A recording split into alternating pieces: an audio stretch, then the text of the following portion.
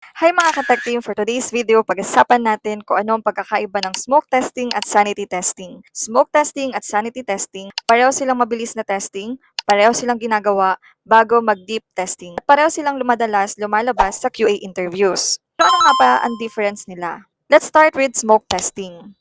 Ang smoke testing ay ginagawa para malaman kung stable ba ang build at ready na ba ito for further testing. Think of it as a quick health check ng application. Hindi mo pa chine-check lahat ng features in details. Ang gusto mo lang malaman ay, nagbubukas ang app, nag-work ba ang major functionality, stable ba ang build. For example, may bagong build na binigay ang developer. So bilang QA, mag-check ka ng mga critical features. Can user log in? Can users log out? Can users access the dashboard? At can users navigate through applications. Kapag bumagsak agad ang isa sa mga critical functionalities na yan, usually binabalik na agad ang build sa developers. Kasi walang sense na mag-detailed testing kung sira-sira pa ang application. That's a smoke testing. Now, let's talk about naman ang sanity testing. Ang sanity testing naman ay ginagawa pagkatapos ng fix o maliit na change ng application. Ang purpose nito ay i-verify kung tama ang na-fix at kung hindi naapektuhan ang related functionalities. For example, may bug sa login page, hindi makapag-login si user kahit tama naman yung password. Na-fix na ng developer ang issue at nag-release na ng bagong build.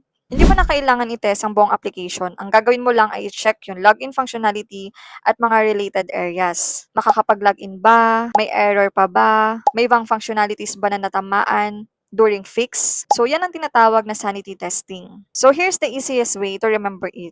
Smoke testing as, is the build stable enough for testing? Habang ang sanity testing as, did the recent fix or change work correctly? Smoke testing is equals to new build check. Sanity testing is equals to bug fix check. Bagong build ang dumating at gusto mong malaman kung stable siya, smoke testing ang tawag doon.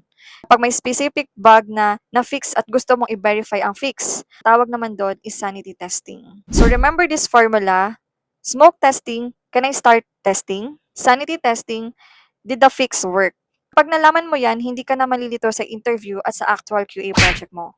Follow me for more tech info. Thank you!